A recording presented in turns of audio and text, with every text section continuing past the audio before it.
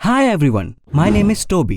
क्या आपने कभी सोचा है कि क्यों कुछ काम केवल आदमी करते हैं और कुछ केवल औरतें? फॉर एग्जाम्पल, आपको कभी मेल मेड या फीमेल फायर फाइटर नहीं मिलेंगे, बट कैंट मैन बी से परफेक्टली गुड नैनीज और विमेन वेल्डर्स? एक दिन ये सारे सवाल मेरे लिए क्रूशियल बन गए। चैनल सब्सक्राइब करें और फिर मैं आपको अपनी स्टोरी बताऊंगा कि कैसे मैंने कुछ ऐसा करना शुरू किया जिसे आदमियों का काम नहीं समझा जाता। I have always been a brat. मैं हमेशा से पढ़ने में बेकार था। मुझे स्टूपिड चीजें करना पसंद था और मेरे दोस्त भी मेरे जैसे ही थे। मुझे अपनी लाइफ पसंद थी, लेकिन मेरे पेरेंट्स को नहीं। मेरे डैड सुबह से शाम तक बहुत मेहनत से काम करते थे, लेकिन फिर भी हमारी फैमिली की जरूरतें मुश्किल से ही पूरी हो पाती थी।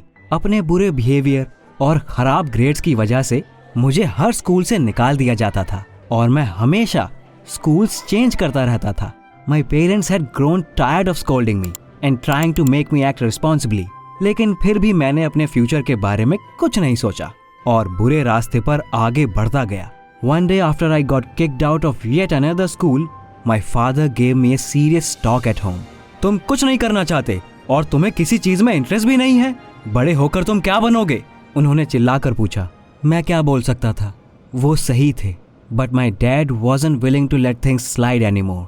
उन्होंने कहा कि अगर अब मुझे अकल नहीं आई तो वो मुझे मिलिट्री एकेडमी भेज देंगे, जहां वो लोग मुझे सुधार देंगे। ओह नो, मैंने ये एक्सपेक्ट नहीं किया था। मुझे पता था मिलिट्री एकेडमी कैसी होती है और मैं वहां नहीं जाना चाहता था। इसलिए मैंने अपने डैड से कहा कि स्कूल की पढ़ाई लिखाई मेरे लिए नहीं है। My dream was to become a vlogger and earn money straight away, लेकिन उसके लिए पहले मुझे कई महीने तक कोई स्पेशल कोर्स करना पड़ेगा। डैड ने इसके बारे में सोचा और कहा कि ये मेरा लास्ट चांस है। नेक्स्ट डे उन्होंने मेरे कोर्स के लिए पैसों का इंतजाम किया और कहा कि उन्होंने मेरी एजुकेशन के लिए लोन लिया है। You will go to this blogger school and finish it. अगर तुम्हें वहां से भी निकाल दिया गया तो उसके बाद मैं तुम्हें तुरंत मिलिट्री एकेडमी भेज दूंगा, उन्होंने सख्ती से कहा। Well, it sounded good to me. After all, मुझे व्लॉग बनाना और कूल कार्स और लग्जरी लाइफ के बारे में बात करना सिखाया जाने वाला था। मुझे ऐसी ही चीजें पसंद थी, इसलिए मैंने डैड से पैसे लिए और इंटरनेट पर व्लॉगर स्कूल ढूंढना शुरू कर दिया। मुझे ये देखकर काफी हैरानी हुई कि हमारे छोटे से टाउन में भी इसके लिए बहुत सारे स्कूल्स थे। They were luring me in with bright pictures and telling me how cool I would be after finishing their courses.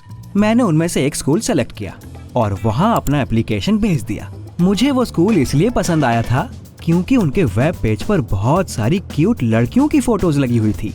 Must be the teachers, मैंने सोचा। उसी दिन मैंने कोर्स के लिए पूरे पैसे भी जमा कर दिए और तुरंत कूल व्लॉगर जैसा फील करने लगा। शाम को मैंने अपने फ्रेंड्स को बताया कि मैंने एक व्लॉगर स्कूल में एनरोल करवा लिया है और जल्दी ही कूल और फेमस बनने वाला हूँ। मैं बहुत सारे कूल वीडियोस बनाने वाला था। Cars, parties, money, girls and lots of music. That's what ले अहेड ऑफ मी। मेरे फ्रेंड्स को मेरा प्लान अच्छा लगा और उन्होंने कहा कि मैं बहुत कूल हूँ। A few days later, I was already sitting at my desk at the blogger school.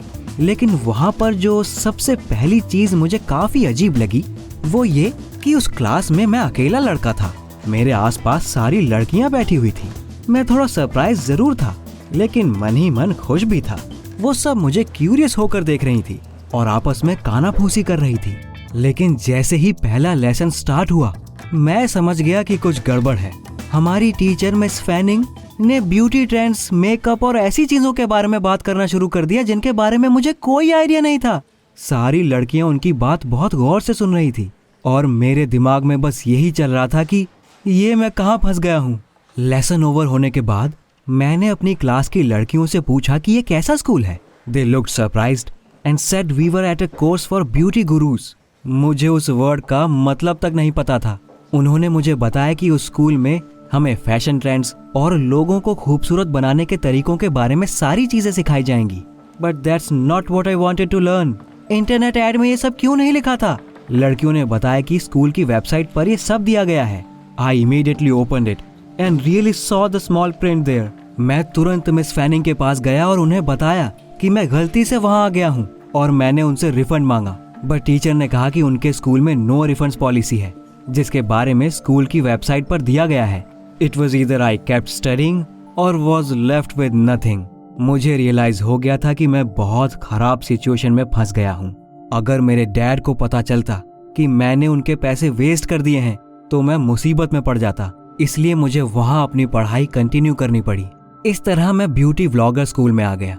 Naturally I didn't think it was a job fit for a man. वहाँ पर हमें मेकअप करना, बाल बनाना और फैशन इंडस्ट्री के बारे में वीडियोस बनाना सिखाया जाता था। ये सब मेरी समझ से परे था। स्कूल के बारे में मुझे बस एक चीज बहुत अच्छी लगती थी और वो ये कि वहाँ पर मेरे आसपास हमेशा बहुत सारी लड़कियां रहती थी जो मुझे काफी अटेंशन देती थी। I even grew quite close to one of them, Ellen. वो बहुत रिच फैमिली से थी और रियल ब्यूटी इन्फ्लुएंसर बनना चाहती थी। मैंने उसे बताया कि कैसे मैं गलती से उस स्कूल में आ गया था और मेरी बात सुनकर वो बहुत देर तक हंसती रही। Ellen then said it was the funniest fail she'd ever heard about. Class में हम एक साथ बैठते थे और मिस फैनिंग के लेक्चर्स में वो मेरे लिए उन सभी चीज़ों को एक्सप्लेन करती थी जो मुझे समझ नहीं आती थी। थोड़े टाइम बाद मेरे डैड ने मेरी प्रोग्रेस के बारे में पूछना शुरू कर दिया। वो जानना चाहते थे कि मुझे स्कूल में क्या सिखाया जा रहा है और मुझे वहाँ पढ़ना अच्छा लगता है या नहीं। I could only imagine what he would have done if he had known what I was really doing. इसलिए मुझे उनसे झूठ बोलना पड़ा और मैंने उन्हें बोल दिया कि सब कुछ बढ़िया चल रहा है और जल्दी ही मैं एक अच्छा और सक्सेसफुल ब्लॉगर बन जाऊंगा। I had no idea what I would do when it became clear I was a loser. जब मैं स्ट्रीट पर अपने फ्रेंड्स से मिला तो उन्होंने भी मुझसे मेरी स्टडीज के बारे में पूछना शुरू कर दिया। मैंने उनसे बोला कि मैं ऑलरेडी कूल कार्स और हॉट लड़कियों के साथ वीडियोस बनाना शुरू कर चुका हूँ। वो मेरा शूट देखना चाहते थे और मैंने उनसे प्रॉमिस किया कि जल्दी ही मैं उन्हें ये दिखाऊंगा। Heck, I really needed to think of a way out fast. इसलिए अगले दिन मैंने अपनी क्लास की लड़कियों से हेल्प मांगी। I needed them to play along. Luckily वो मान गई। नेक्स्ट वीकेंड हमने स्ट्रीट पर वीडियो शूट करने का नाटक किया। एलेन अपनी एक्सपेंसिव कार में आई और वो अपने साथ एक प्रोफेशनल कैमरा भी लाई थी। A couple of girls played extras. जब मेरे फ्रेंड्स वहाँ आए तो हमने ऐसे प्रिटेंड किया कि हम अपने व्लॉग के लिए शूट कर रहे हैं। I tried to look someone very cool, someone who had an expensive car and was surrounded by tons of girls. लेकिन उसी समय मुझे ये रियलाइज हुआ कि ये सब कितना स्टूपिड था।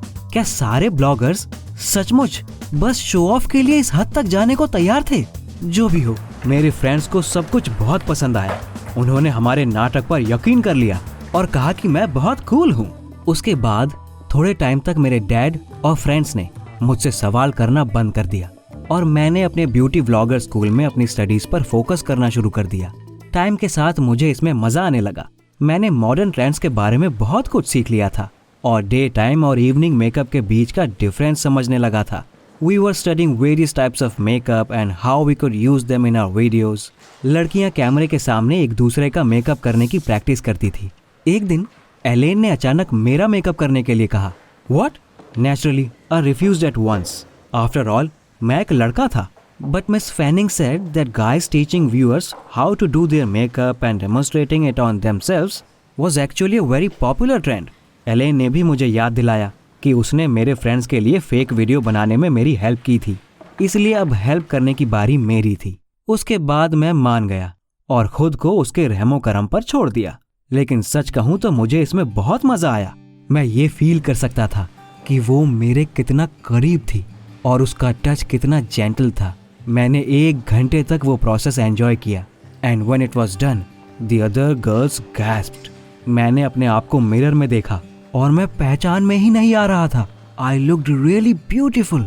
ऑफ कोर्स मैं ऐसे बाहर नहीं जाने वाला था, लेकिन एलेन ने सचमुच बहुत अच्छा मेकअप किया था। For the first time I got interested in what they were teaching us. मैं सीखता गया। थोड़े टाइम बाद मुझे सारे स्किन केयर सीक्रेट्स पता थे। मैं अच्छा मेकअप कर लेता था और नए लुक्स क्रिएट कर सकता था। मेरी ड्राइंग हमेशा से अच्छी थी और वो स्किल अब मेरे काम आई। मैं अपनी क्लास की बाकी सारी लड़कियों से ज्यादा अच्छा मेकअप करने लगा था। That infuriated Elaine more than anyone else. तब तक वो मेरी गर्लफ्रेंड बन चुकी थी। उसे समझ नहीं आता था कि लड़का होने के बावजूद मैं ज्यादातर लड़कियों से ज्यादा अच्छा मेकअप कैसे कर लेता था। But apparently I had a talent. Miss fanning अक्सर मेरी तारीफ करती थी और कहती थी कि ये मेरा नेचुरल टैलेंट है। Unsurprisingly, my girlfriend and I decided to create a channel as soon as we could. Ellen ने हमारे फ्यूचर वीडियोस के लिए यूनिक स्टाइल डेवलप करने में मेरी हेल्प की। और कहा कि वो उन सारे इक्विपमेंट का पता लगाएगी जिनकी हमें जरूरत पड़ सकती है। And I came up with some bold looks for the first videos. मैं अपने काम को लेकर बहुत पैशनेट हो गया था, लेकिन एक दिन मेरा सारा प्लान चौपट हो गया। मेरी स्टडीज खत्म होने में अब बस कुछ दिन बाकी रह गए थे और मैं अपने खुद के चैनल पर काम करने के लिए काफी एक्साइटेड था। तभी एक रात मेरे डैड ने मेरे पास आकर पूछा, "What is this?" He showed me a video of Elaine putting makeup on me for the first time. मुझे रियलाइज हो गया था कि अब मेरा सीक्रेट बाहर आ चुका है और इसलिए मैंने उन्हें सारी सच्चाई बता दी।